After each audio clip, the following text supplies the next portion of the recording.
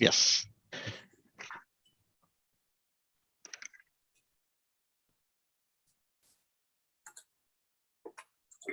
So, Prem, how many registered attendees we have? 160? Yeah, something like that, around 160. But every day, maybe around, I mean, first day, the Zoom had about 35, 40 people, and YouTube had 10. Yep. Otherwise, normally it's like 15, 20 in Zoom and 5, 10 in YouTube. And they, I think they're watching YouTube. Yeah, some of them are watching. So in my lab, my students are watching YouTube, and some are getting in. Some got into Zoom. But Okay. yeah.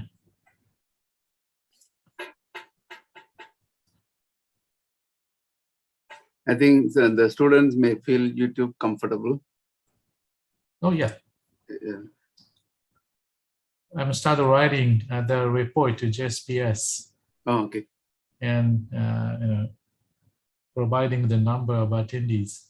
Okay, I'll send you the Zoom report. I can download and send you. Yeah, good. The 160 or more than 160 is a good number. Yeah, it's a good number. Yes. Yeah, and thanks to online seminar, it's pretty much possible. But one problem is, suppose we have a in-person meeting. People, suppose people from Japan come to Singapore, they'll be attending all the sessions. Yes. But now that's not happening. Now they just attend the session they are presenting or something like that. It's kind of part-time. Yeah. And so I talked to the professors from Japan, in Japan, so they really wanted to go Singapore. And as Rachid Sivir said, so we should have every year.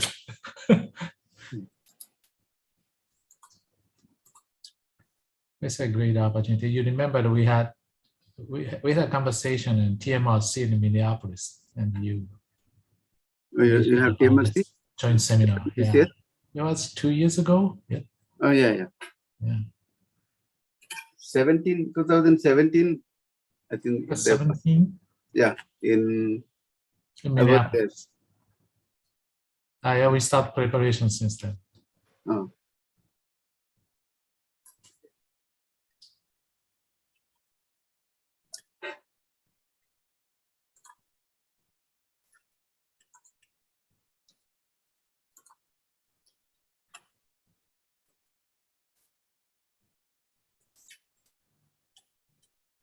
That was COVID-19 in Singapore.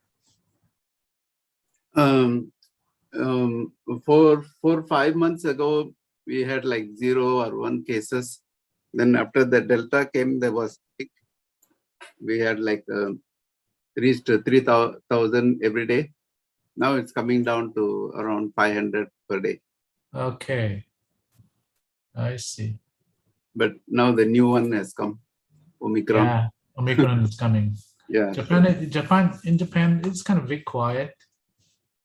I think 100 new.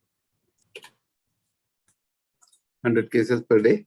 Yeah, 100 case, 200 case. It's kind of like that. Okay, that's reasonable, not bad. Yeah, it's pretty low, but so we'll be aware. But new Omicron is coming.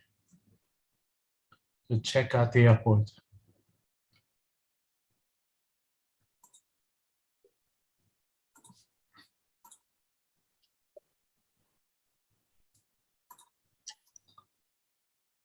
So in holiday season, I got a kind of a headache. Which one? Holiday season, people are moving. Okay, yeah. That's it.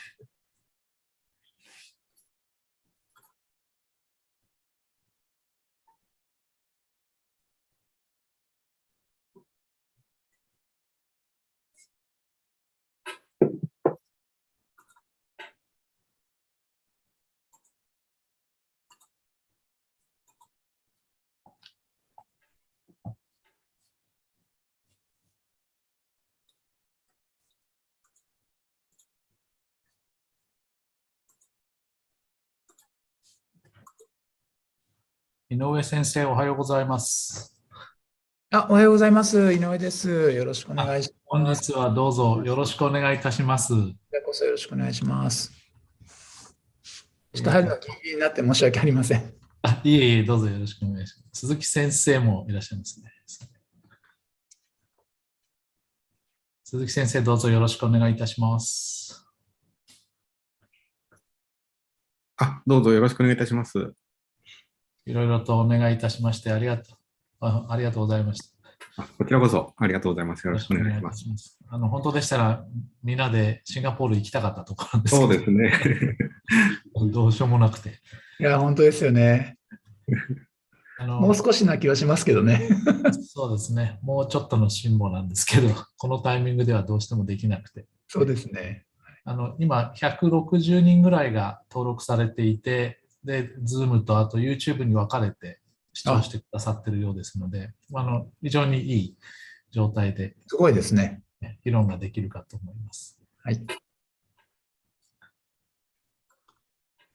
So, Prem, we have 2 minutes to go. Yeah, okay. Almost.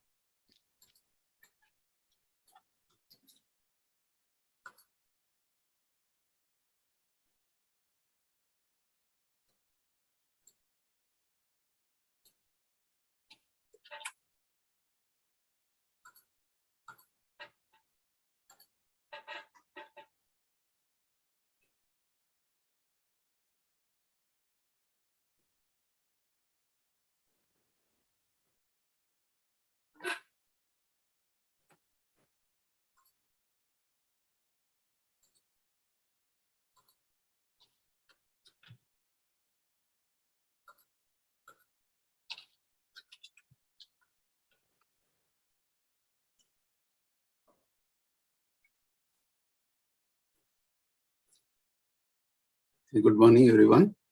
Today's session will be chaired by Dr. Saprit Bhatti. So I'll pass the stage to him. Saprit, go ahead. Okay, good morning, all of you.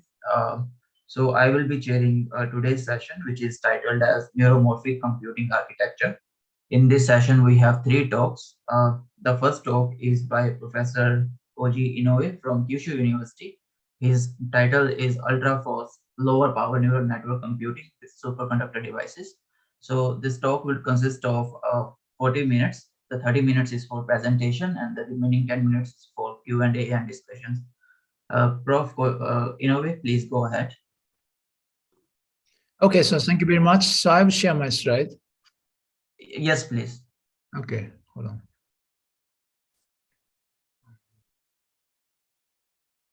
Okay, here you are. Okay, so can you see now my slide? Yes, it's visible. Okay. Hold on. Okay, so I'll start my talk. Thank you very much for inviting me to such really interesting discussion. And the title of my presentation is Ultra Fast Low Power Neural Network Computing with the Superconductor Devices. So actually, our research targets not the neuromorphic computing, but it's actually the ANN, so Artificial Neural Network Acceleration, by using a really interesting devices operates at the superconductor states. Okay. Okay, so at the beginning, I would like to discuss a little bit about what's going on in computer architecture field. Actually, my main research field is computer architecture. So we are always thinking about what kind of computer systems we have to design in near future. And as you know, the end of Moore's law is approaching maybe the 2030 or 2040, but it's not so far future, very soon. So in that case, we need to think about something new. So this figure shows the concept. The x-axis shows the quantitative innovation, and the y-axis shows the qualitative innovation. So so far, by exploiting the tremendous number of transistors mounted or integrated into the one chip, we microprocessor designers try to improve the performance of computer system or maximize the power or energy efficiency by applying some techniques. So for example, the microprocessor, state-of-the-art microprocessors has a function of out-of-order superscalar parallel execution, or large cache memory, or many speculation techniques or prediction techniques are implemented on the microprocessors. So these functions can be implemented by using large number of transistors. And after that, due to the limitation of power consumption, we moved from the single heavy core design to simple multi-core designs, or sometimes many cores, just like 64 cores or 128 cores are integrated into one chip. So this means that still we try to use tremendous number of transistors to increase the number of processor cores integrated into one chip. But unfortunately, we cannot expect such kind of direction because the transistor shrinking is reaching to the limitation, right? So in that case, what's the next? So we need to think about something new or breakthrough from the viewpoint of the qualitative innovation. So this figure is a little bit busy, but I think the key point of the next computer design is how to exploit the device diversity. So far in the Moore's era, we mainly use the MOS FET devices, and sometimes we use this is also the MOS FET, but the FPGAs is now really nice devices. And sometimes we do 3D stacking to increase the density of the circuits into the one package. But in the post-Moore's era, we need to explore more emerging devices, such as the spintronics or AI-oriented devices, photonic devices, and so on. And then the computer architecture need to think about how we can exploit such kind of many types of devices or really emerging, interesting particular devices. So unlike the traditional MOS FET devices, usually these emerging devices has really nice peaky features, just like ultra high speed or ultra low power, but sometimes it also has disadvantage compared with the standard MOS designs. The CMOS is really stable, and the integration or shrinking the transistor is really nice.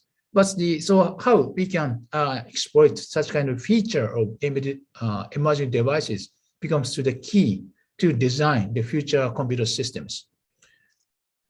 So this is a background of our research. Then we are now considering the single flux quantum logic. So here we use the name is quantum, but this is not a qubit, just like quantum computing. This is exactly the digital circuit. But the physical phenomena, we use the quantum mechanism, so we say single flux quantum logic. But anyway, please don't think about quantum computing with the qubit. This is again the just pure digital circuit. So what's the SFQ device? So I will use the word SFQ for short, single flux quantum. So actually, this is a ring structure we have. That this is a fundamental device in SFQ circuit. And in this ring, usually we have Josephson junctions here and here. And then the circuit operates at the 4 Kelvin low temperature environment. Okay, so by doing the circuit into the 4 Kelvin low temperature environment, that's material, usually we use NIO, that material becomes to be superconductor state. So in that case, almost zero resistance, so we can expect ultra high speed operations. So by using this kind of a ring, if we have a current here, so it's zero resistance, so in that case, we can have a magnetic flux quantum here. So this situation or this state is considered as the logic 1 in the digital circuit. And if we do not have the current here, so this magnetic flux does not appear. So in that case, we see, oh, this is state 0 in the digital circuit. So by using such kind of devices, we can implement or map digital circuit directly. And mainly 3 picky features the SFQ has. So first one is extremely low power. So because actually this is unlike the CMOS devices, this is not the voltage charge or discharge mechanism. So in this SFQ device, we have such kind of a pulse. This is very low voltage and then really short time, just like 1 or 2 picosecond. So this is used a kind of the information carrier. So we can expect ultra low power consumption with really high speed operation. So sometimes we can achieve almost the 100 gigahertz or over, but in our current designs, we achieved more than 50 gigahertz operation. So this kind of the feature can be used for ultra fast interconnects. Okay, so this is the feature or advantage of the SFQ device compared with the traditional CMOS devices. So how the SFQ logic works. So this is a symbol like the AND gate. This is the same as the traditional CMOS design. But unlike CMOS, each logic gate has a kind of the clock signal. So this clock is fed to this gate. And then as I explained as the previous slide, the information 1 or 0 is propagated by using such kind of pulse signal. So here, in this case, we have 2 inputs, A and B, and then we have 2 pulses here. So the clock signal is applied to the AND gate. So in this case, this figure shows from this clock pulse to the next clock pulse. Let's say we see the clock period here, a kind of the time window. So in this time window, we see 2 pulses. One is from input A and the other is from input B. In that case, the AND gate outputs the signal 1. So this is a function of AND gate. So if the A or B do not have such kind of pulse signal, the output of the AND gate becomes to be 0. 0 means no pulse. So this is a fundamental operation of the SFQ logic. So again, unlike the CMOS charge or discharge based operation in the CMOS, the SFQ devices operate with such kind of pulse-driven operation. Okay, this is completely different. So this is a device feature. So, but actually we try to explore such kind of devices for computing or more higher level extracted application. Okay, so actually there are several researches for SFQ logics, just like designed the microprocessors, but we revisited microarchitecture of the SFQ logic. So I will share with you about a little bit our history of our research. Okay, so so far there are several design demonstrations, just like the microprocessor, very simple microprocessors. For example, in 2015, some researchers successfully demonstrated the microprocessor design with 100 gigahertz. That is amazing speed, actually. But at that time, I was not doing such kind of research. Then, but I had an interest about such kind of potential of the devices. So we discussed a lot with the specialists of SFQ logics. So the real hardware design for ultra high-speed operation can be demonstrated, but we found that the effective performance or real performance is not so great. For example, even if we have a 100 gigahertz operation, it is almost the same as the 2 gigahertz or 3 gigahertz current microprocessor operation speed. So why? So actually, the previous research, they considered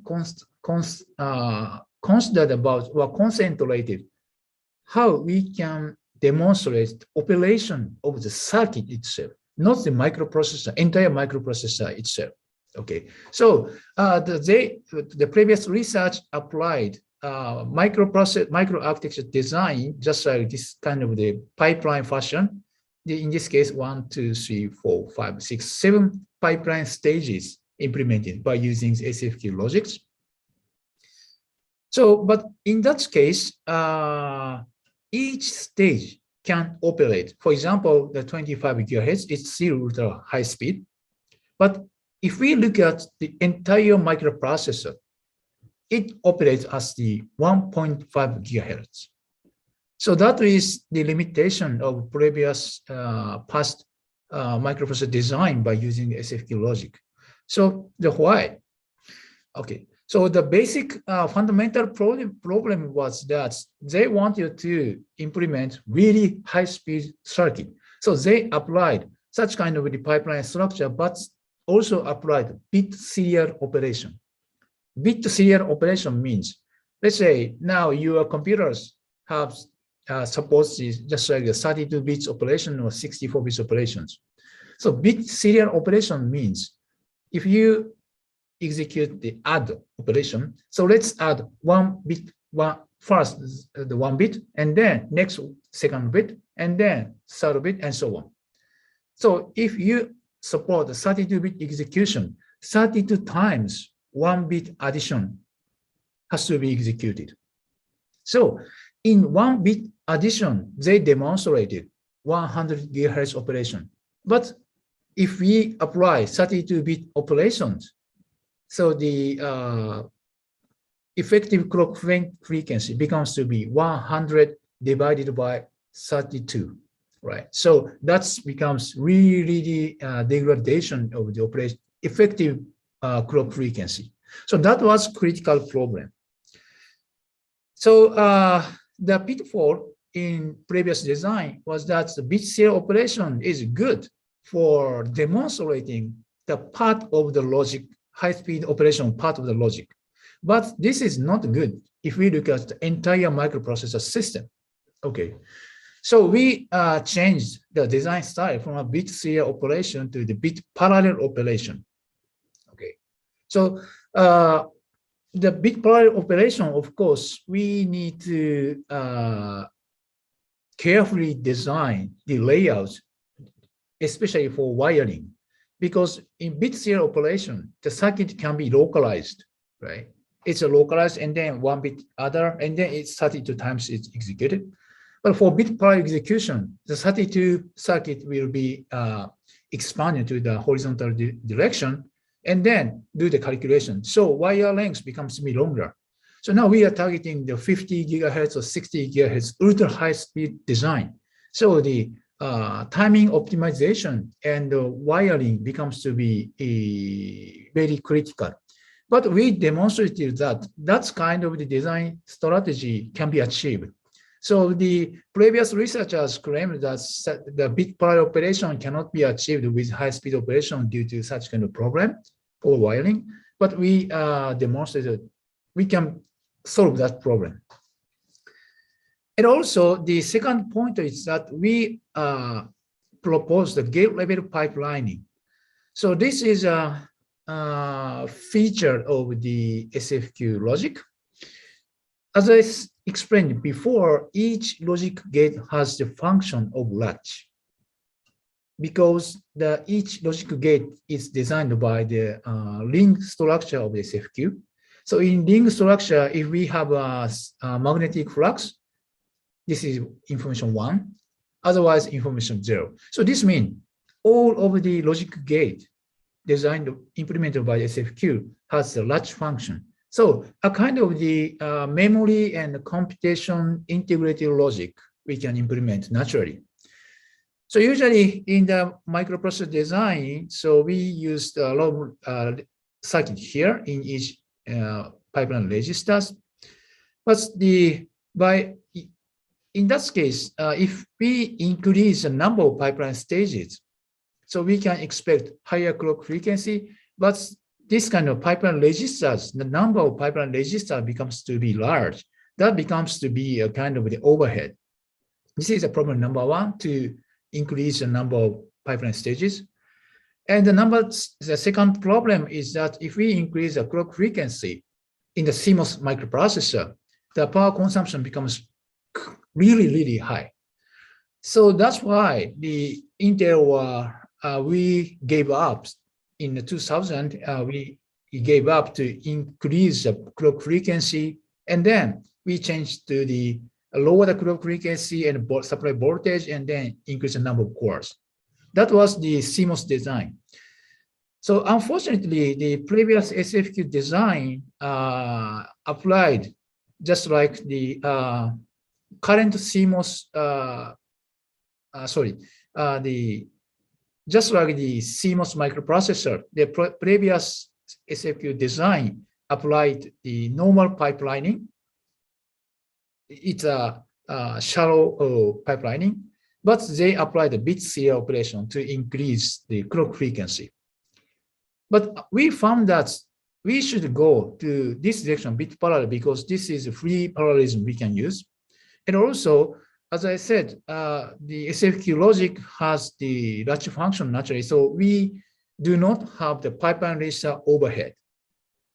And also, this is the ultra low power feature they have, so the heat problem disappear, unlike the CMOS microprocessor.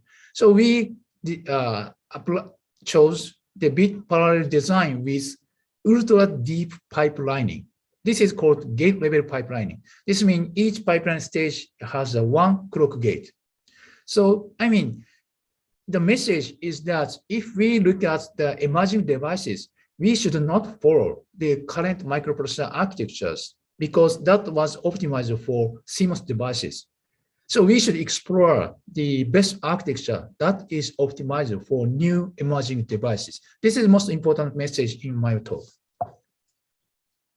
Okay, so and then based on such kind of the concept, we did some researches. So I would like to share more detail of technical things with you. So basically, our approach is to co-optimize the device circuit and architecture. So that's kind of the co-optimization was the key of our research. So based on the gate level pipelining new architecture and also such kind of device circuit architecture co-optimization, we did we demonstrated some successful chip design. For example, this is first our prototype chip by applying the pipeline gate level pipelining. That was a kind of the ALU with the over 50 gigahertz operation, and it 1.6 milliwatt. And in 2019, we designed a multiplier that also operates at almost 50 gigahertz. So we presented that as the ISSCC. And also the last year, we demonstrated a 4-bit microprocessor design that has several instruction set one instruction set architecture and demonstrated that operates as over the 30 gigahertz. And also last year, actually we also designed and then fabricated and verified the correct operation, but that was not open yet. So now you can see just only the picture, but we proposed an AI accelerator by using such kind of emerging devices. So I will share one by one a little bit. So the first, the ALU design, that is actually the 8-bit bit per ALU design. So in this case, we have 9 pipeline stages. So as you can see, each level of the logic gate is defined as one pipeline stage. So this is, as I said, this is most finest grained pipeline structure. Okay.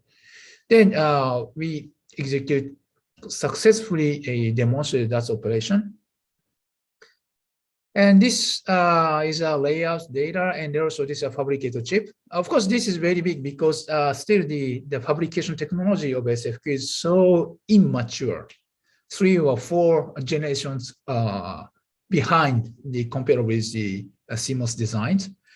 But still, we can achieve over the 100 tera TOPS per watt. So the maximum frequency is almost the 56 gigahertz. Okay. So let's see. Okay, I will skip that one. I'm sorry. Due to the time constraints, I will skip the movie.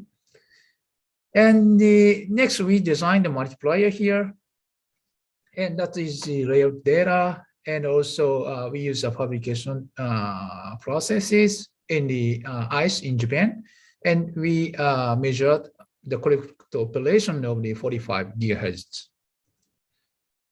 And the microprocessor design. So this is the overview of microprocessor. This is, of course, really simple, kind of a toy microprocessor, but I think that was the first demonstration of the microprocessor with the gate level pipelining. So this is a layout, and then this is a power breakdown. Okay, I'll skip this one. Then this is mostly relating to this conference. So we designed the architecture for AI acceleration by using SFQ devices. So so far we designed, just like as I explained, ALU multiplier or simple microprocessor, but that is just the function. So our next step was to implement the neural processing unit by using SFQ. So this is a baseline of structure. So we have a PLA for the systolic array computation, and then we also have some on-chip buffers. Then we applied on-chip network. As I said, this is a 2D systolic array, and the IMAP for PMAP buffers, and each buffer has shift registers. Shift register is only way now we can implement the on-chip memory. So by using data alignment unit, we can apply the convolution operation in the systolic array. Then each processing element has the multiplier and add. And the weight data is stored into each EPE. Okay. So the point is that to consider about such kind of the architecture, we developed a kind of simulation framework. So that is one of the very important contribution, I think, for us. So this part is the modeling for neural processing unit. So the gate level modeling we did, and also we did the microarchitecture level modeling by using the gate level models. And then we make a model about the frequency power area of the PEs. And also by connecting these models, we also developed the architecture model by combining such kind of the microarchitecture models. Then we connect with the neural network simulator to know the total performance or power consumption of the neural network accelerator system itself. And this is architecture optimization setup. So this is kind of the specification of the TPU. TPU is a very famous state-of-the-art the AI accelerator designed by the Google. So first of all, we designed almost a similar P array size, 256 by 256. And we also implemented memories like this. And we assumed almost comparable area. So in that case, we learned a lot. So we did a bottleneck analysis. So in that case, this is a roofline model. So this is in this area, x-axis is the computational intensity and y-axis is the performance. So higher the better. So if we have the enough computational intensity, we can achieve this performance. So in this shape, we have a memory bottleneck. But we found that we have really high performance P arrays because it has 4K almost digits per PE. But unfortunately, we cannot exploit such kind of hardware or execution unit efficiently. So we found that they are very far from the current performance to the upper bound performance. So we need to move to the right side and then go to upside to improve the performance. So this is the optimization microarchitecture. So what we did, the first one, we found that the on-chip memory design was a problem because in SFQ, as I said, the shift register can be applied. Only the shift register can be applied. So in that case, here we have P array. This is a memory. So this is due to the shift array fashion to move the data, to read out the data. We need to shift the data. So it takes a long time. So we partition such kind of the memory buffers and then multi-bank architecture we applied. So in that case, data movement overhead can be reduced efficiently. Okay, and also this is very important point. So we did the resource balancing. So due to the really high performance of the PE, the memory becomes a bottleneck. So we reduced the number of P array. So this means that we reduced the peak performance, but we improved the on-chip memory size like this. So this is a kind of a computation memory rebalancing from the viewpoint of computer architecture. And also we did some other small optimization in the PE design. I will skip that detail. So by doing such kind of the architecture optimization, the baseline performance is here. And then, as I said, peak performance was reduced, but we could improve the effective performance almost more than 50x. So this means that such kind of the microarchitecture optimization has so big impact on the circuit design by targeting the emerging devices. So this figure shows the total speed up. The y-axis is the speed up, so higher the better. And compared with the TPU, we can achieve in maximum more than 40x improvement. Okay, so last conclusion. So my message is that let's know the feature of device and circuit, and let's co-optimize the device, circuit, and architecture. So this kind of the cross-layer optimization becomes to be key to use emerging devices. And using emerging devices is one of the promising direction to consider about future computing system. Especially this can be applied for also the AI acceleration. So this is my talk. Thank you very much. Okay, thank you, Prof. Inoue. This talk is open for Q&A. Audience may ask questions. Okay, okay, let me start with the first question. Okay.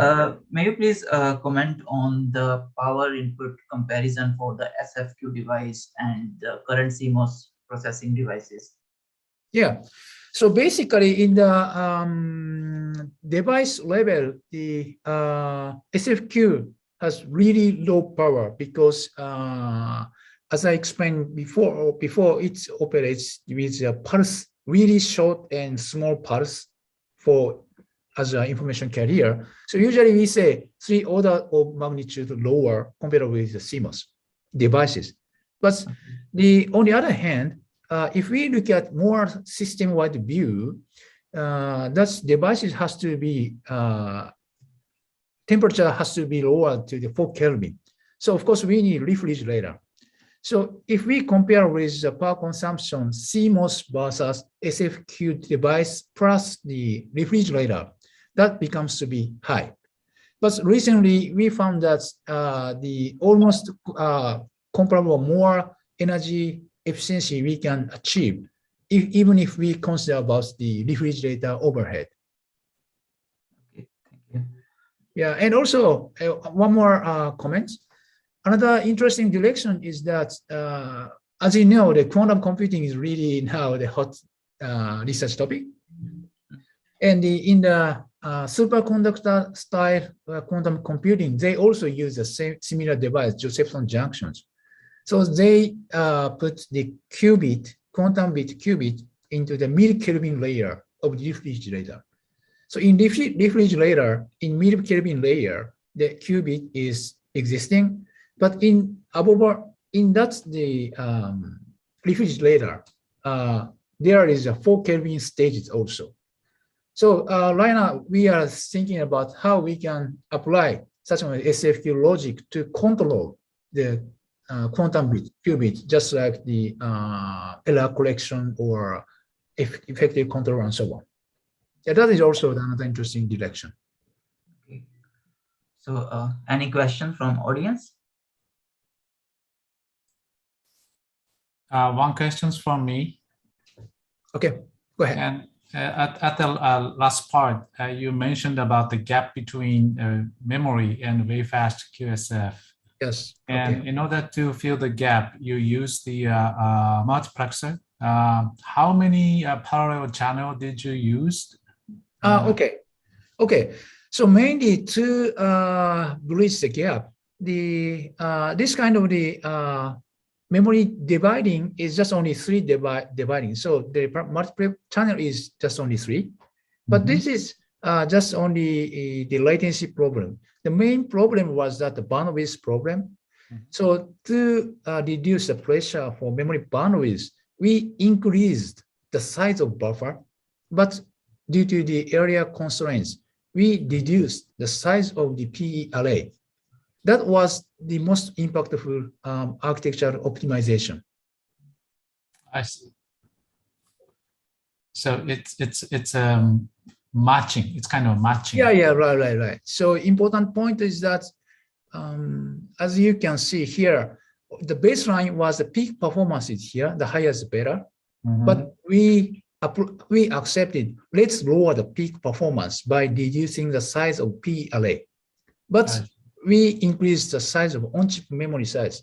So that's why we can increase the effective performance. The lower the peak performance, but higher the effective performance. That was the architecture optimization. Okay, thank you very much. Yep. Okay, any more question from audience? Okay, maybe then I can ask another question. Okay.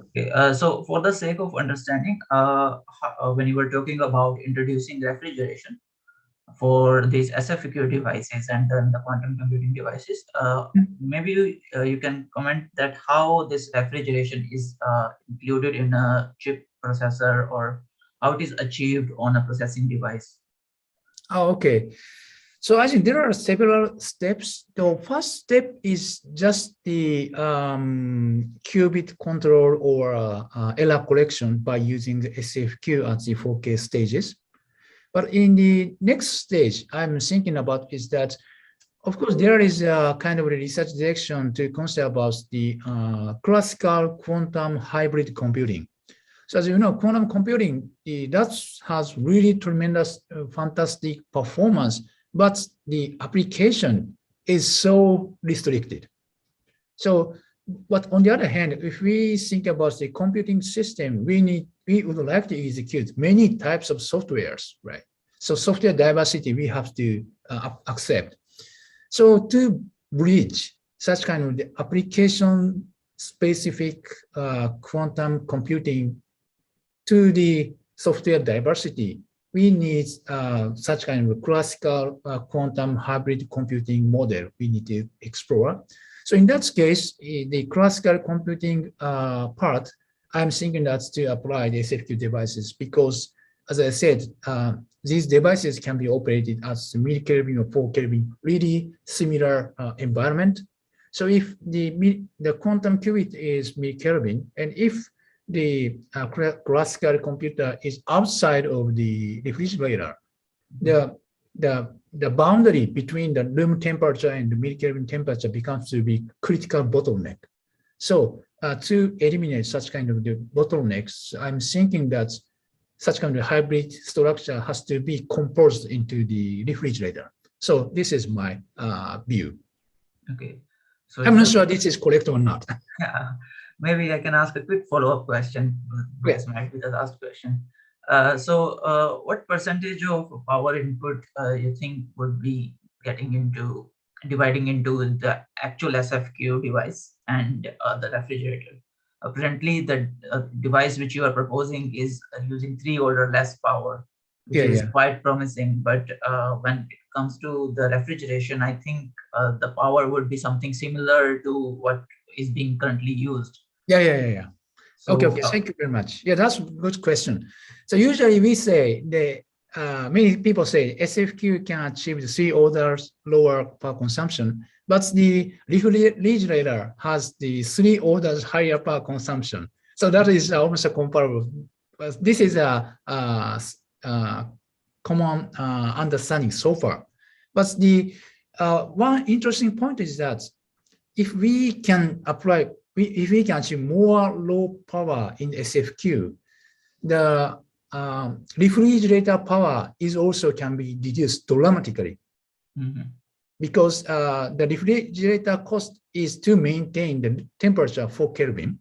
So if the SFQ chip becomes to be more low power, so it becomes to be easier to maintain the 4 Kelvin, right?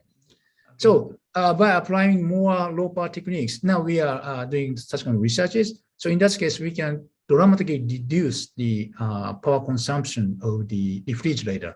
So that is our direction now going. Okay. So thank you, Prof. Inoue, for your talk. I think we move to our next speaker, which is Prof. Yoshihiko Horio from Tohoku University. His talk title is Brain-Morphic Computational Hardware Framework. Prof. Horio, maybe you can share the screen, please. Yes. Okay, great. Can you see us? Yeah. Okay. All right. Okay. Okay. Thank you for introduction. As I introduced, my name is Yoshihiko Horio from Tohoku University, and title of my talk today is a brain-morphic computational hardware paradigm. Okay. Let me start. Maybe I should change the pointer. Okay. So think about the current DNN-based AI hardware paradigm. We name it as a home AI.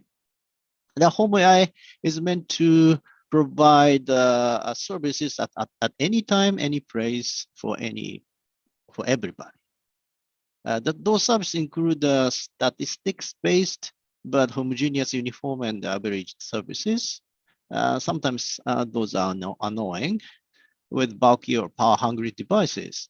The hardware paradigm is like this: large server on the cloud and powerful edge devices in our hardware. Okay, let's imagine the near future fairly personal space edge AI hardware, which meant to provide a service at now, here, and only for myself. That is, in other words, it works at time in need, at place in need, or or a person in need, for person in need. The service should be private and personal and adaptive and flexible. Those should be specific for each individual with an obviously flexible adaptive devices. So we call those kind of AI as a private AI and services as a human-centric or human-centered services. For example, this is the, let's say, this is the hearing aid. We are in an aging society. For young people, they have a nice wireless headset, but those devices can observe your brainwave or a heartbeat wave through the ion canal using this pad. So this device, but those signals are very contaminated with noise and very different from person to person. So the device itself should learn those waveforms, and if anomaly occurs, then maybe this can talk. So let's say that please take a small rest or something like that. So those kind of devices, we need those kind of devices should be low power, ultra low power, and ultra small. And the device should learn all time and real time. And the device should respond real time and very quick. And all those devices may be touchable, and also sensors and of course included for processing. Because of the size and power, those devices only have maybe a single function, but it's a specific function. And also the privacy, it will be protected because the communication to the server will be minimized. To achieve this kind of PPS, very personal space edge, we need much higher efficient and high performance information processing hardware is needed, which may very different from the current digital computer or AI hardware system.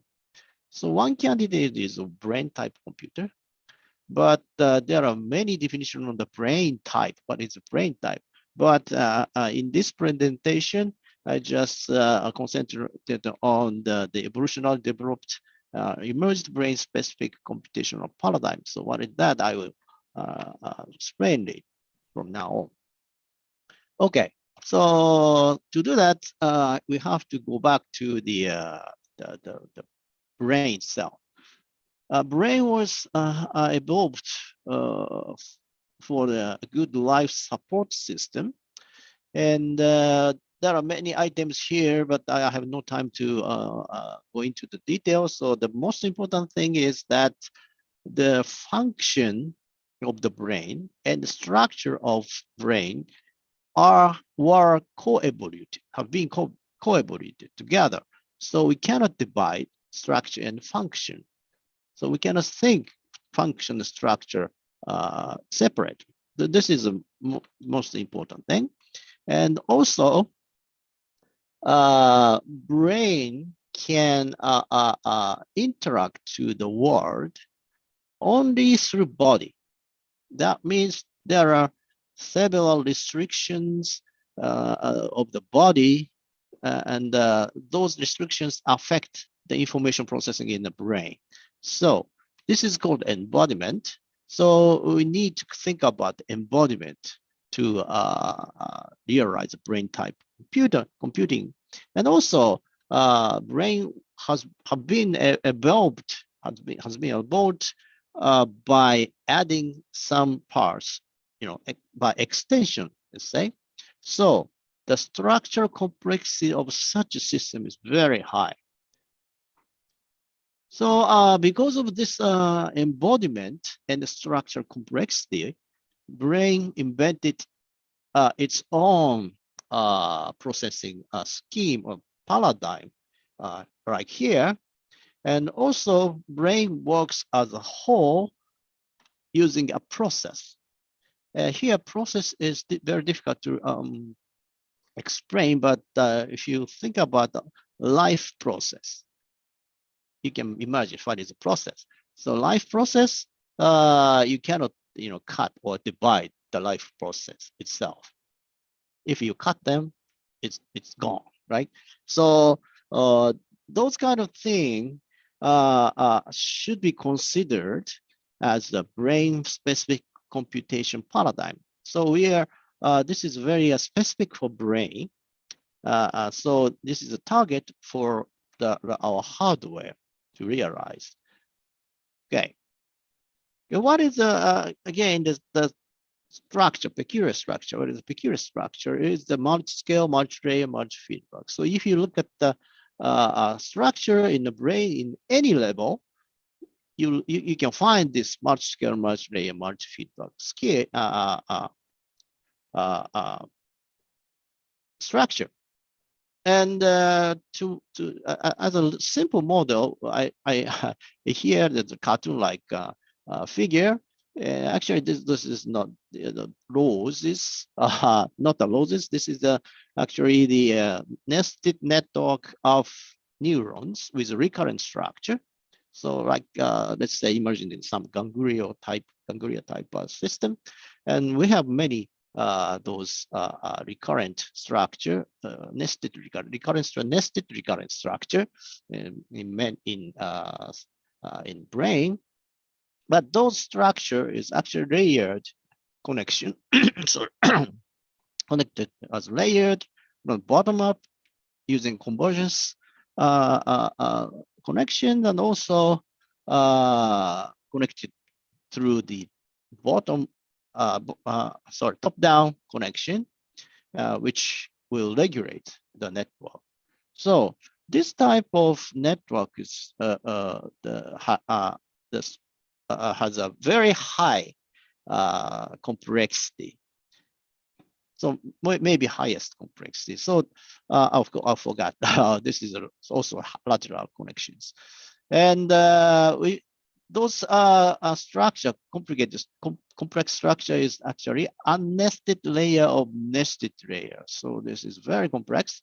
So this very high complex structural complexity is the base of the complex information process. So structure and information processing, we cannot divide. So we need to consider this kind of architecture.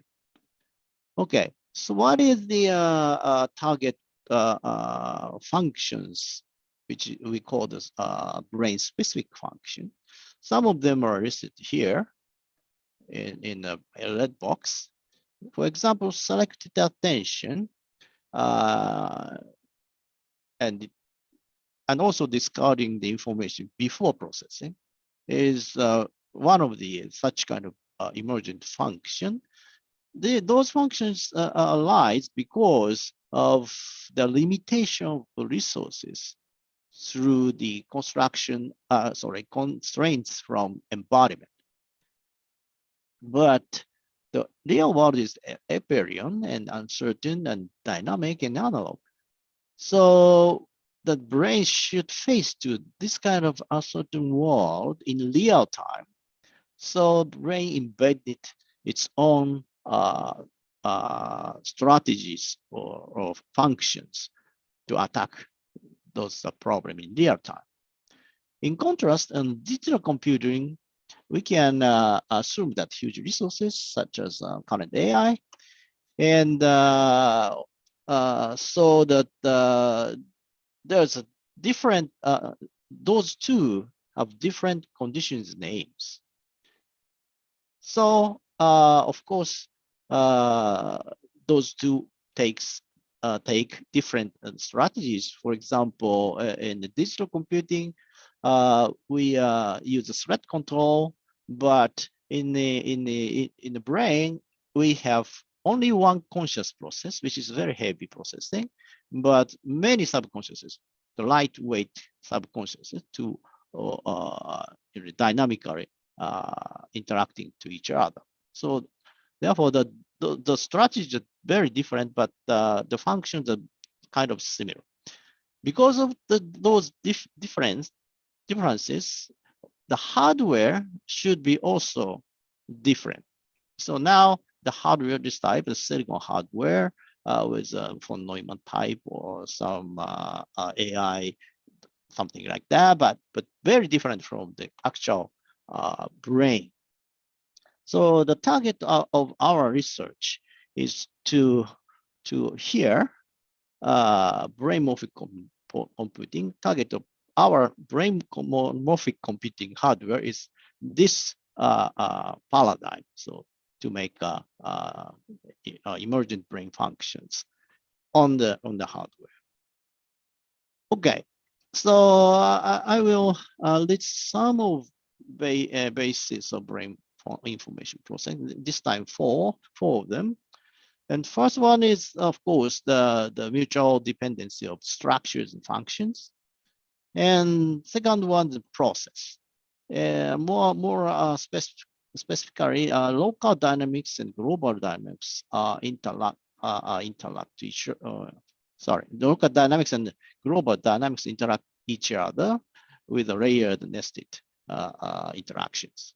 And third one is, of course, embodiment and the restrictions from the world. Because of those restrictions, brain-specific computation, such as I introduced, emerged. Okay. And fourth one is the sensor actuators. Those are actually in brain. It's actually included in the brain. Let's think about the eye. Eyes are made of the same neurons, and information coding the same in the brain. So because of those, there's no this should be a seamless processing from sensors and also actuators, the body. So we need to make such sensors actuators in the hardware system. So those should be think of a part of the brain. Sorry. Okay. To do so, we to make such a computation in the hardware, we propose the brain morphic computing hardware paradigm. Those are some items required for that brain morphic computing. One now I have four here, and the first one is structures and mechanisms should be, mimicked to make a brain functions. And second one is process, as I explained. And in order to dynamics, we need to use dynamics for information processing. And to do so, we need to directly use the device and circuit characteristics to mimic the biophysics with device physics. And high dimensional complexity and complex dynamics are very important. And also the use of uncertainty and fluctuation and noise is very efficient to improve the performance. And of course, current brain science give us very nice information for especially for high order brains such as consciousness. And the fourth item is that of embodiment or also evolution. Okay. And for the device, we need to find a good device which is biologically feasible but computationally efficient. So we need to make the balance between the two. Here, our brain morphic computation hardware. If you go into the very detail in the brain, maybe you get the biological feasibility, very high biological feasibility, but may lose the computational efficiency. So as a system, we should find the nice device to balance those two requirements. Okay, so today talk, because of limitation of the time, I'll concentrate on just one example of this dynamics thing. So in the computing hardware item, it corresponds to the second item. Okay, for the second item, we are doing several researches. One is the spin orbit talk device. We use the .SOT device to make a neuron and synapse without any additional learning circuitry or something. And also, we're doing some conscious, subconscious hybrid computation hardware. And the third one is brain body integrated whole organism computing, considering the embodiment.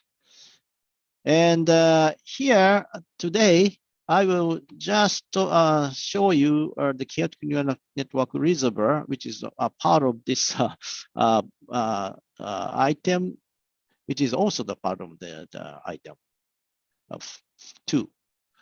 Okay. So what is the chaotic neural network reservoir? This is the general structure of the reservoir network. Here we have reservoir layer in which the neurons are connected randomly, sparsely, and also the connection from the input layer, random and sparse. And the connection from reservoir layer to the output layer is actually adapted by using a very simple learning algorithm. And because this is just one layer network. And this structure kind of resembles to this structure, which I showed before. This is just one part of the complex bidirectional neural network in the brain. So maybe we can think this is the simplest basic structure in the brain. That is the recurrent network and layer network. Here, we just use chaotic neurons as a neuron here. This is the equation for the chaotic neuron model. The important parameter is k. If you set the k equals 0, this equation reduces to the ordinary sigmoidal neuron. So this parameter is very important. And what is the purpose is we want to introduce global complex chaotic dynamics, but I don't want to deteriorate the network stability. So we use a chaotic neuron to introduce the local chaotic dynamics. But by connection, the global chaotic dynamics we can get by even we keep equal state property. And I didn't mention bit, but actually this scheme, we can get both stability, consistency, and sensitivity complexity simultaneously. Those two are actually contradictory features, but this is also the advantage of this structure. Okay, so it is good. So we just did a simple test. This is a reservoir, and we just put the 200 neurons in the reservoir and connected randomly and sparsely, and we have input 12 neurons, and we got 10 output neurons, and we use linear regression for learning, and we didn't do any optimization to the connections. And input was the 0 to 9 in the English utterances, taken from the free spoken digit data set of NII. And by using the ordinary sigmoidal neuron, we got 40.7%. This is not good because we didn't do any optimization here, just put some neurons. But if we change those neurons with the chaotic neuron, that means that not we set k, not 0. Then and in that case, we didn't change anything, the other thing, just change the neuron itself. Then we got better performance. So this sounds good. So we change the number of neurons in the reservoir from 10 to 5,000. And the blue plots are from the chaotic neural network reservoir, and orange from the ordinary reservoir. So as you see, the chaotic neural network reservoir is better, but more importantly, small reservoir works fine.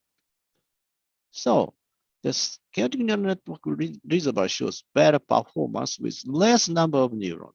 That is very encouraging.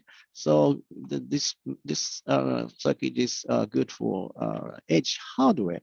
So we try to make the hardware using 3D technology, and we have 2 layers of neural network, and we use those layers cyclically. This is originally designed for the deep neural network. So from this structure, cyclic structure, we can make any number of layers by changing the cyclic number of cycle. And we use the TSV and microbump to make the 3D structure. And those are proof of concept chip. We measured those characteristic of their chip, and we made a full circuit emulator using the measured data on the MATLAB software. Then we made a test structure. Here is a small reservoir using 16 neuron circuit, and those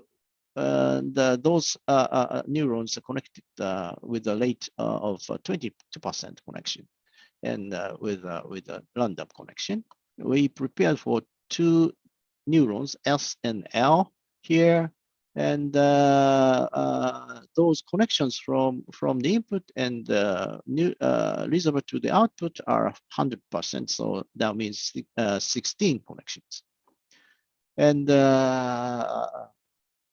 okay, so running algorithm was linear regression like this.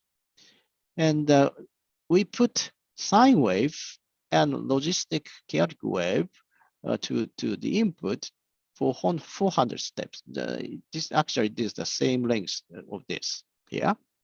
And then after the learning, we put the concatenate waveforms of sine and logistic function like this. And the network, I observed network output of S and L neurons. The S neuron was trained to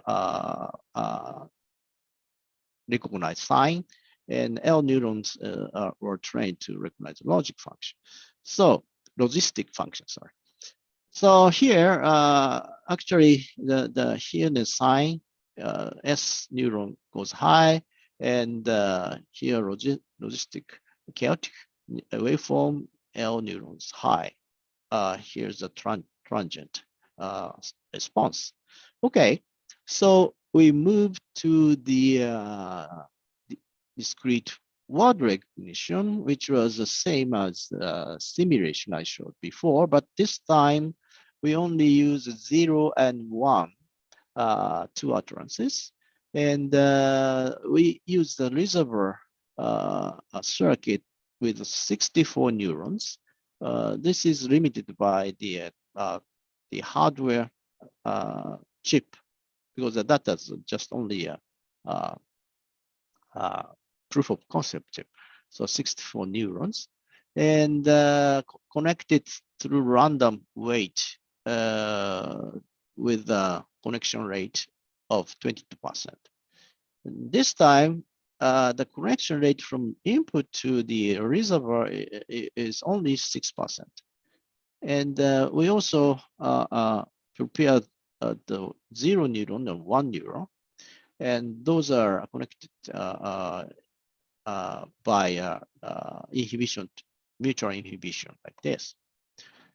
And the input waveform went through the Ryan filter, and the 16-channel output of the Ryan filter is input to the input layer. Okay. And 0 and 1 are run 10 times each, so 0, 0, 0, 0, 0, and 1, 1, 1, 1, 1. And after running, we put the 0 and 1 again from different person. So 0 here coming input, and those blue is output for the 0 neuron, and the orange is output of 1 neuron. So you see that here is coming, so the 0 neuron goes up, and finally network recognize 0. Here the 1 utterance is coming because of the initial conditions determined by noise. So that happily this shows from the beginning this is 1, but here if you look at here that some activities occurs in the 0 neuron, but finally this recognizes 1. So we tested this for 10 times, but every time we got the correct answers. So I just showed one little example of our approach. So time is coming. So I'd like to conclude my talk. For that, the brain morphic hardware, we need a brain scientific approach to design and analyze it, in addition to the information scientific approach currently using for AI system. And in that approach, of course, the embodiment is important, and the processing with the process is important.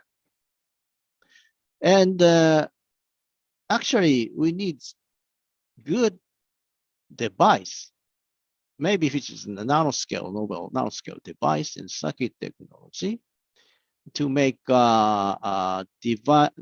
device and circuit oriented or driven innovation.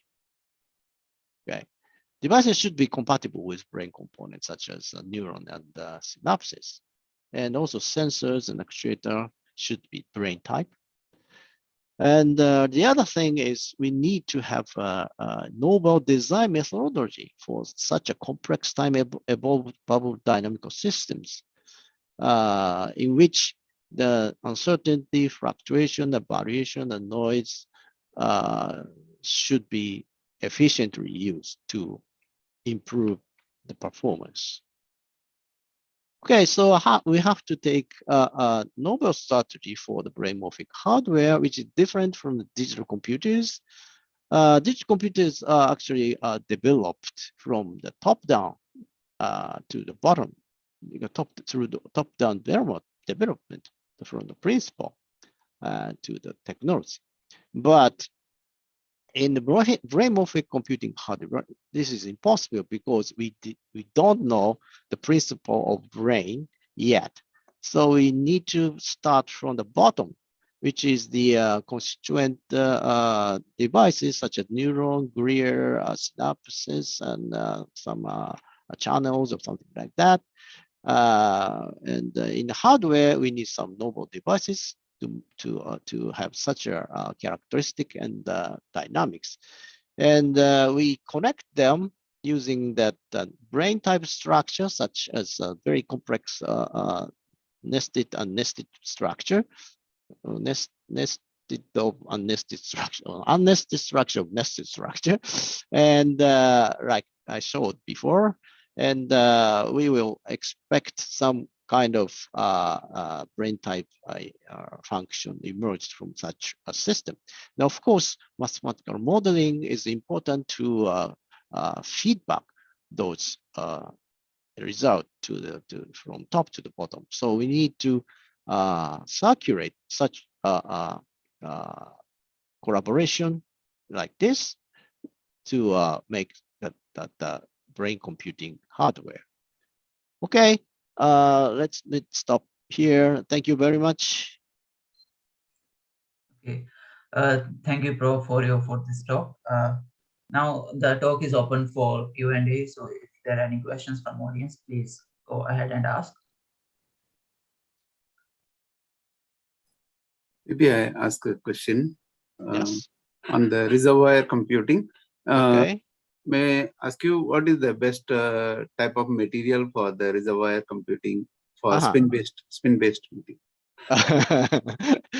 Oh, which is we don't know yet. One thing for this type of reservoir is the important one is actually say here. Oh, sorry, here. This is chaotic neural network reservoir. We need to have this small term K. This is the actual local memory. So this is looks like an integrated fire neuron, but this is internal state of a neuron. So internal state should have some local memory which decrease exponentially. So we are now deciphering why this term is effective for reservoir computing. So we don't know yet, but we are doing to find out why, and then after that we can say, oh, this device may be good, for this device is not, but we don't know yet actually. Suppose we take a film with a perpendicular magnetic anisotropy, and we have a lot of domains. Suppose we take two materials, one with many domains in a given area, another one with fewer domains in a given area. Yeah. So which one will be better? Yeah, it's depending on what the application, I believe. If you do some time series prediction, and if you do some recognition of or categorization of time series, actually the requirement very different. So I don't know how the domain structure, which domain structure is better to those, but and also the important thing is the nonlinearity. So the nonlinearity of the the domain maybe I don't know, structure will very much affect the performance. So sorry, I cannot say much further. Okay, thank you. Yet. Yeah. So any other question from the audience? Okay, in that case, may I ask one question? Sure. So in one of your slides, you showed that the smaller reservoir work better than the reservoirs with more number of nodes. This one? Yeah. So in that case, does that also mean that the number of devices you require would be increased for the processing? No. Actually, we can decrease the number of processing unit. Okay. So certain number. Actually, we use, for example, we can use only 2 neurons to distinguish chaotic dynamics. Actually, I didn't show today, but so if we design the device correctly, having some kind of dynamics which is matched to the input dynamics, that will very useful, I think. So the number of neurons in the reservoir is we can reduce by using such a technique. So I think then hopefully that would also reduces the number of devices and the power required for the chip. Yeah. Yes. Okay. Yes. Okay. That's quite promising. Any question from the audience? Yes. Okay, so it's still early. Maybe you can also comment on the brain-morphic computing devices, where you said you require a novel approach actually for the hardware requirement. Okay. Yeah, so my question is slightly quite basic, because currently there are very different approaches being used. For example, Mhm. spin-based memory registers and the phase change memories. And so Okay. out of which, according to you, which one is more promising, or which one can Mm. be achieved in the near future? Okay. I didn't mention today, but we use the SOT device to Okay. make a neuron and synapse here. Okay. Those SOT device itself shows neuron-like or synaptic-like response. Here's a neuron here. This is the brain. This is device actually. And this is brain, this is STDP response, and you can see this almost the same response from the device itself. And also those responses we can get from the same device structure, but different sides.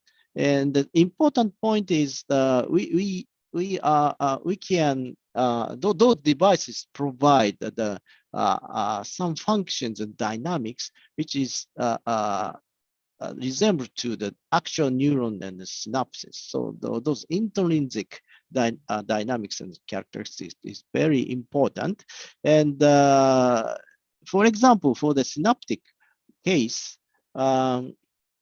usually we use some memory stores here, but we need some controlling circuit or running circuit outside of this, the synapse itself.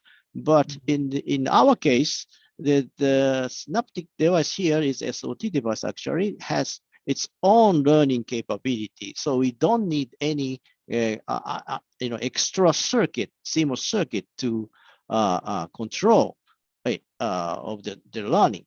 So this will be very advantageous. So many other devices such as PCM or something like that has similar properties, but now they are many of them. But so maybe in 2 or 3 years from now, we can say which is best or which is the second or something like that. Pros and cons. Okay. Yeah, that still sounds quite promising. Okay, so let's thank Prof. Horio for his talk, and now we move to our next speaker, which Thank you is very Prof. much. Hideyuki. Yes.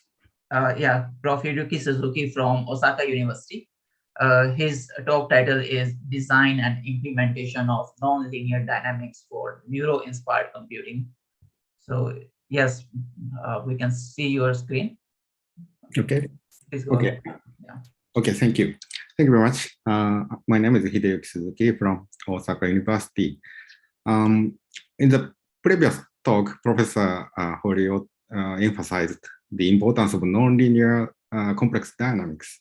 And actually, I also share the same view that nonlinear dynamics plays important roles in neural-inspired computing and also brain-morphic computing. Okay, let me start my talk. Okay, this slide shows my research interest. My main interest is in dynamical systems or nonlinear dynamics, and it can be used for modeling of real-world phenomena. So I'm also interested in various models in real-world phenomena.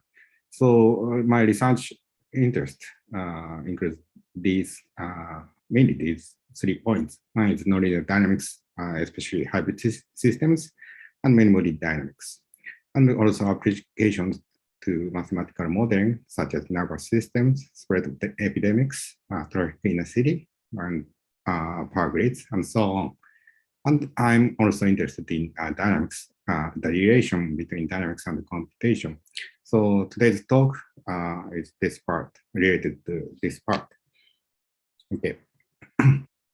So this is a very, very, very rough figure for explaining the framework of neural-inspired hardware. So I put this one, so brain and nervous systems on the top. And so this means brain and nervous systems in the real world. Now we want to model, so we want to get inspiration, and we want to model, make a model of brain, so the function of brain and nervous systems, and build a kind of neural network model. But this is not a straightforward process, and we have to update to obtain a good model for these brain and nervous systems. And if we get a good model, then we can obtain some understanding or some insights into these systems. Okay, so this is not a straightforward process. And here is the layer of models, and we put here the layer of hardware and physics. And here I wrote very simple word, implementation, but this is not a straightforward process either. So if you have a model, but implementing the model onto hardware, it's also it is not a straightforward process. And actually, hardware and physics has restrictions or limitations, and we also want to make full use of these physical characteristics to implement these new neuromorphic models onto this hardware or physics. So this is not a straightforward process, and we so in between these layers we have to also update models, and redesign is important. So actually, I was impressed that Professor Inoue in the first talk and Professor Horio in the second talk show the same similar figure like this, and this cycle is very important. Okay, so today's my talk is twofold. So I talk about first top-down approach. Top-down, I mean, so from the model to hardware. And in the second, I will talk about bottom-up approach. This is starting from physical phenomena to build a model. Okay, so the first part is about chaotic Boltzmann machine. This is a model I proposed about 10 years ago. So in this study, we modify model, so which is called Boltzmann machine, so that it can be implemented on the hardware more easily. So it's kind of top-down approach. And this is a recent ongoing work, but recently we are developing a kind of information processing from framework, which is called FLET networks. This is a bottom-up approach, starting from physical phenomena, which is called a FLET phenomena. And in this case, in this study, we built a model and examine how to design FLET networks with computing abilities. Okay, so I will talk about the chaotic Boltzmann machines. So at first, I explain what is Boltzmann machines. So Boltzmann machine is a stochastic neural network model. So in this case, we assume that it has number n units. And SI represents the state of the unit, and it takes 0 or 1. 0 is resting and 1 is firing.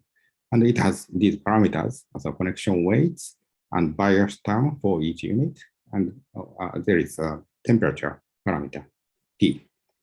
And we calculate input to unit I like this. So this is summation of these inputs, state of the units, multiplied by these connection weights. And also we add bias term here. So this is the input to the ICE unit.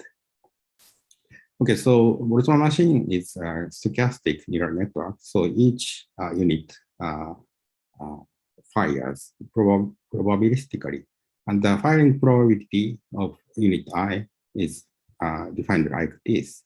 So this is the input. So if input is high, then it fires at a high probability.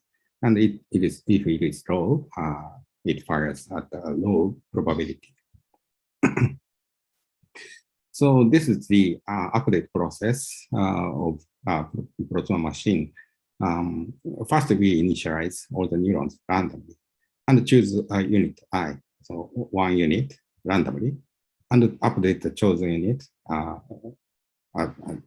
with this probability as I explained in the previous slide, and go back to step 2 and unit another unit randomly and update the state and so on. So at first we at time t equal 1, we pick up this unit and update this unit, and then we pick up this unit and update this unit, and we pick up this unit and update this unit randomly, and so on. So we obtain this sequence of patterns by using this algorithm. Okay, so we have this sequence of firing patterns, and this firing patterns eventually follows the Gibbs distribution, which is defined like this. So this is the probability of taking the state, so the pattern S, and it is expressed using this energy, and the energy is defined like this. So this is energy of pattern S. So the sampling algorithm can be changed as far as samples are obtained from this distribution. So I explained in the previous slide, I explained that sampling algorithm, but this sampling algorithm can be changed as far as the obtained the pattern follows this Gibbs distribution. Okay, so this shows a history of study of Boltzmann machines. And at first, it is proposed in 1980s, and it can be used for solving combinatorial optimization problems using simulated annealing, and it can be also applied to learning problems. And in this paper, there is a very beautiful learning rules is shown. Okay, so and then in the early of this century, Boltzmann machines played an important role as a pioneer of deep learning. And at first, RBM, this is very famous variant of Boltzmann machine, and this efficient learning algorithm for restricted Boltzmann machines was proposed, and also deep Boltzmann machine. So this is built as by stacking these RBMs, and has a deep structure, and using the layer-wise Pareto training, it can learn efficiently with deep neural network structure. So this history shows that the Boltzmann machines are very important model in neural networks. Okay, this shows the simulated annealing. So we can so if we want to solve this combinatorial optimization problem, we rewrite the design parameters so that the minimum of this combinatorial optimization problem corresponds to the minimum of energy of Boltzmann. Okay, so and then we gradually decrease the temperature to find the global optimal solution in this state configuration space. And so convergence to the this global minimum is assured only for extremely slow annealing schedules.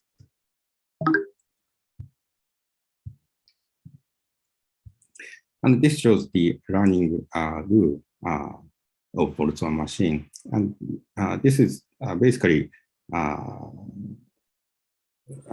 this is basically a steepest descent direction. So the steepest descent algorithm. And the steepest descent direction can be calculated like this. So there is an expectation that these are difference of these two expectation.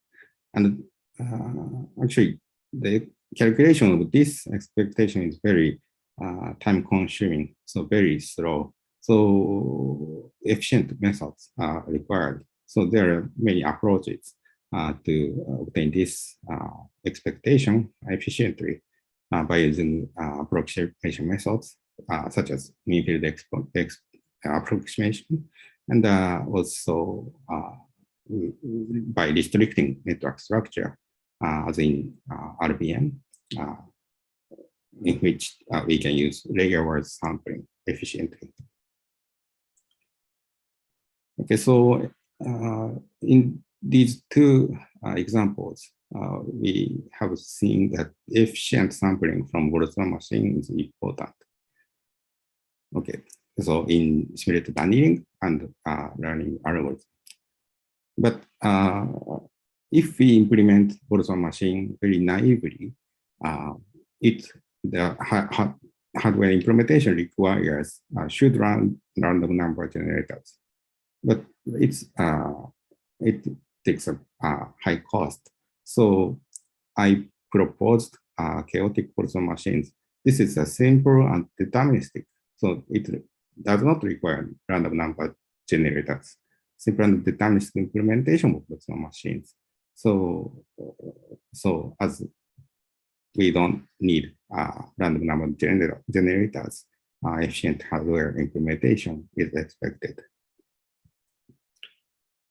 Okay, so the original Boltzmann machine, this is a neural network of stochastic binary neurons, as I explained. This can be applied to combinatorial optimization and parameter learning. And on the other hand, chaotic Boltzmann machine, it's a deterministic implementation of Boltzmann machines. So it's no need for random numbers, and it has affinity to hardware implementation. So CBM, chaotic Boltzmann machine, is a new architecture for implementing Boltzmann machines. And so this is the original Boltzmann machine update equation, update probability is described by this equation. And in chaotic Boltzmann machine, we introduced Xi. This is called internal state for each neuron. And the internal states moves following this differential equation. And SI corresponds to the state of the original Boltzmann machine. And Xi is the continuous variable taking from 0 to 1. Yeah, it's an internal state of chaotic Boltzmann machine. And it follows this equation. And if SI is 0, this part is negative, and this part is positive. So it decreases, and so Xi decreases. And if Si is 1, then, if Si is 0, this part is positive and positive, so Xi increases. sorry. And if SI is 1, then this part is negative, and this part is always positive. So Xi decreases. So it's the Xi internal states oscillates between 0 and 1. Yeah, and if Xi, so if Xi reaches at 0, Si is set to 0. And if Xi is reaches at 1, then we set Si 1. So it's kind of hybrid dynamics. And okay, so internal states oscillates between 0 and 1. And it has also, it also has interaction between these internal states through this input Zi. So it's a kind of interacting oscillators. Okay, so yeah, this is chaotic Boltzmann machine. It's a completely deterministic, and CBM requires no random numbers. So we introduced this equation, differential equation. This is designed as explained in this slide. So we assume that the input is constant, and the time required for Xi moves from 0 to 1. It can be calculated like this, and the time for moving from 1 to 0 is calculated like this. So if we assume that the input is constant, the oscillating behavior is periodic, and the period is 1 unit time. And so the probability that we observe S1 1 is given by this. So this is same as this, the probability of taking state 1 in the Boltzmann machine. So we designed the probability can be derived like this, as explained in this slide. So yeah, so that it is consistent with the probability for the original Boltzmann machine in this sense. So in the original Boltzmann machine, it has discrete time dynamics, and it's probabilistic. And on the other hand, in the chaotic Boltzmann machine, it has continuous time dynamics, and it's completely deterministic. So as I explained, in the Boltzmann machine, we obtain a sequence of discrete time sequence of these patterns. But in case of chaotic Boltzmann machine, this state is switched at so in this figure. So at this time, this pattern is switched to this, and at this time, this pattern is switched to this. So it has kind of continuous time dynamics. And I didn't explain, but actually it has a chaotic dynamics. So CBM is architecture of null computing, or kind of chaos computing. We also examined the computing abilities of chaotic Boltzmann machine. So we applied chaotic Boltzmann machine and original Boltzmann machine to maximum cut problems. So this is implemented on a Boltzmann machine, and simulated annealing is performed with Boltzmann machine and chaotic Boltzmann machine. So there is actually the conclusion is that there is no difference in computing abilities. And we also applied for calculating estimation of expectation. So in this case, we applied to 2D Ising model, and quantities are estimated. And actually, the conclusion is also there is no difference in computing abilities. So in this figure, we show the maximum Lyapunov exponents, and it's always positive. So it shows that the dynamics is chaotic. Okay, so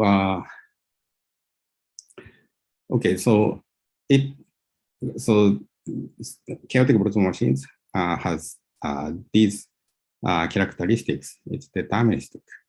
No random number changes are required, and it has parallelized dynamics of oscillators, and it is achieved by analog or chaotic computing. So CBM possibly allows us to design an efficient hardware implementation of Boltzmann machines for solving combinatorial or optimization problems and also learning problems. So the key is to develop efficient hardware device of interacting oscillators. Actually, there is some attempt to implement chaotic Boltzmann machine. And this is a very early work. So in 2015, and the group of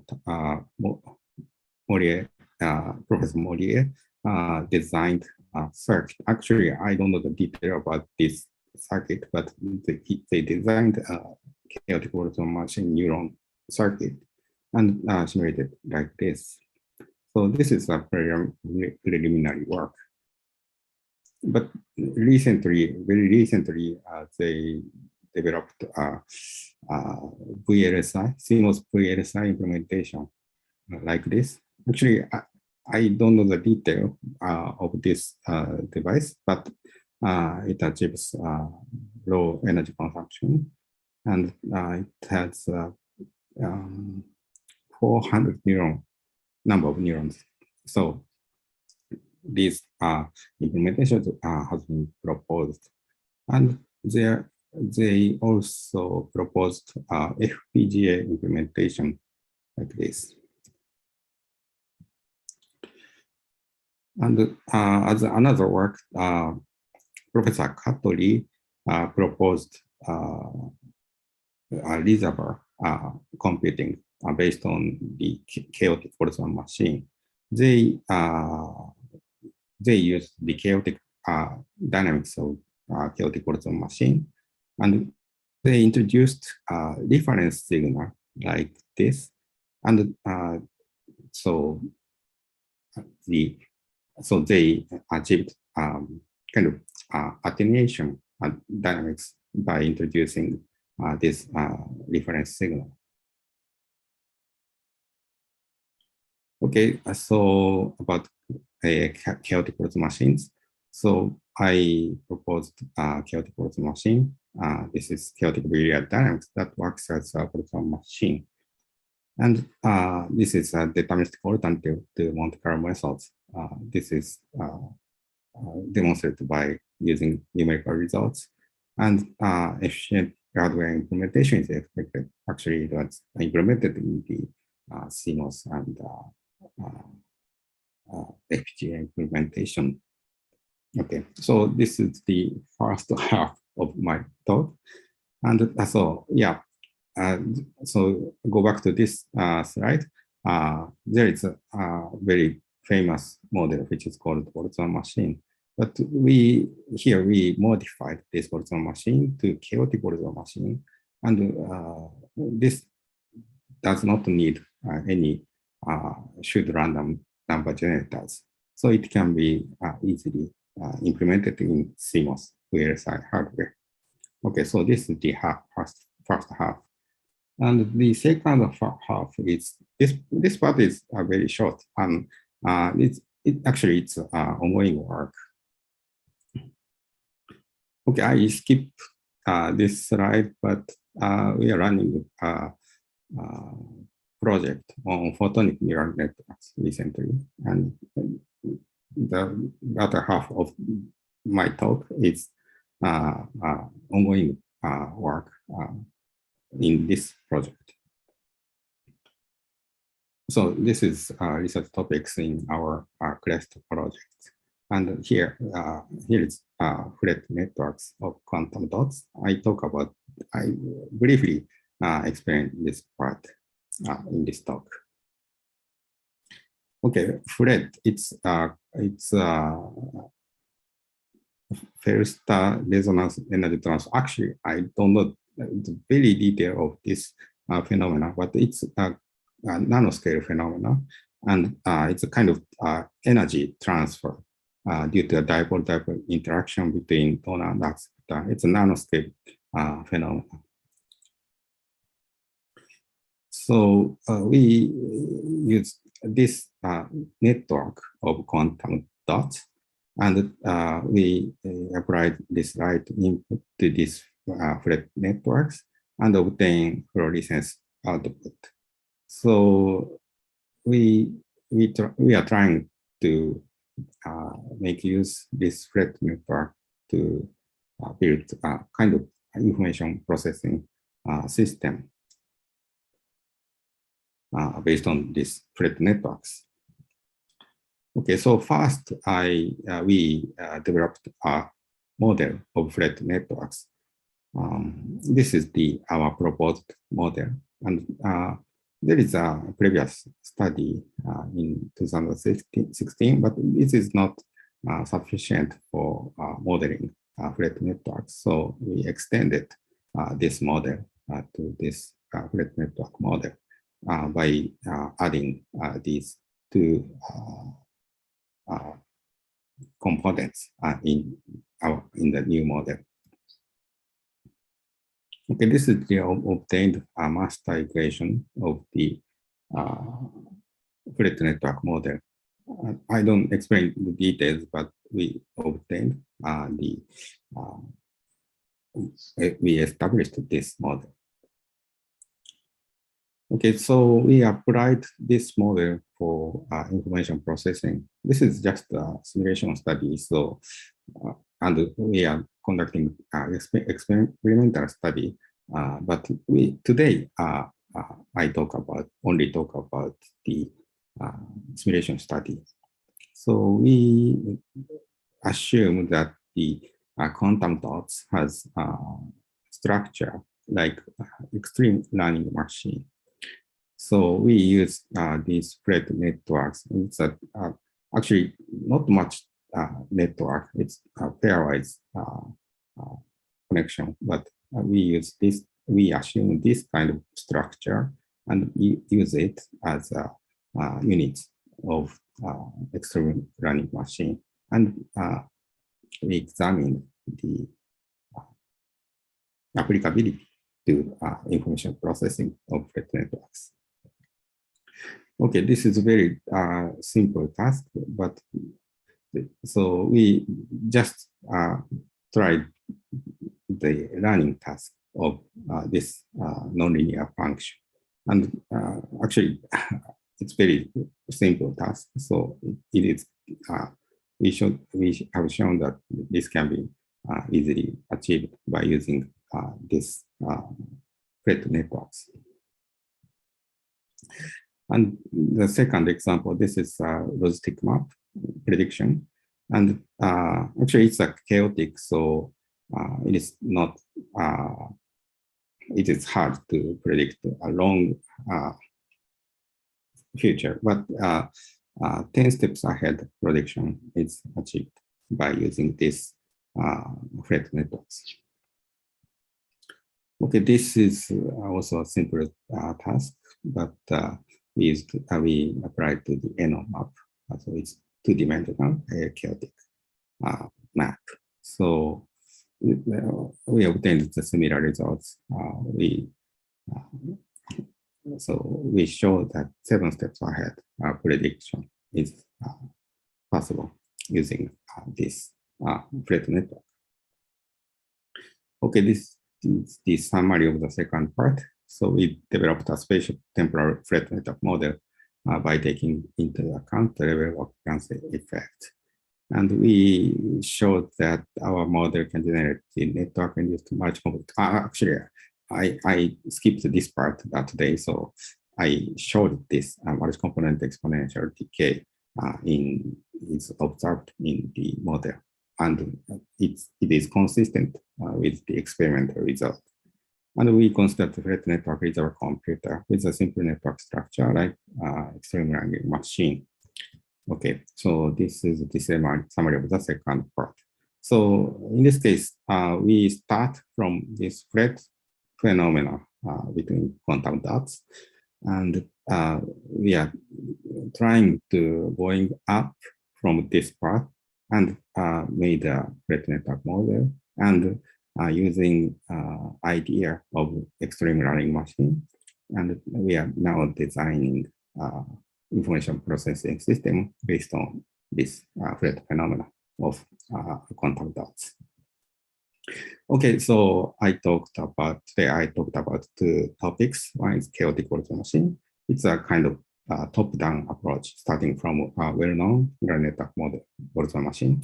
And it's deterministic implementation of Boltzmann machines, and efficient hardware implementation is expected. And actually, it is implemented in VLSI and FPGA. And in the second part, this is a bottom-up approach starting from Fred networks, Fred phenomena. And we built a Fred network model and applied to prediction tasks. So this is just ongoing work towards energy efficient information processing. Okay, so this is the end of my talk. Thank you very much. Okay, thank you, Prof. Suzuki, for your talk. Now we are open for questions.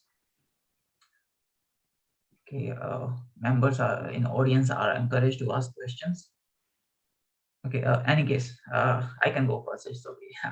So, may I actually would like to have your comment on why the Fred phenomena is advantageous for your CBM probabilistic computing. Sorry, Why the Fred phenomena? Fred phenomena, yeah. Is useful. How it works like advantageous for your chaotic computing. Actually, Fred network is not much related to chaotic, but the advantage is a Fred phenomena is very energy, so it requires very small energy. So it can be used. So my motivation is that it can be used for energy efficient computing. And just a quick follow-up. So what kind of materials are being used in such a Fred phenomenon? It is built on quantum dots. So many quantum dots. Okay.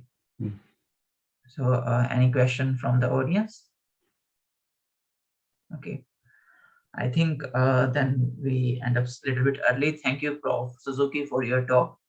Okay. I would like to thank all of the three speakers today in this session for their wonderful talks. And I pass the stage to now chair of to the main chair of the seminars, which is Prof. Prem or Prof. Tanaka, for final comments. Okay, thank you, Saprit. Thanks for all the audience to present throughout the seminar, and let's continue the next session after 4 hours. So the next session starts at 3 p.m. this afternoon, Singapore time, 4 p.m. Japan time. Yeah, see you later. Prof. Tanaka, do you have anything to say? Thank you. See you in the afternoon. Okay, see you all. Bye-bye.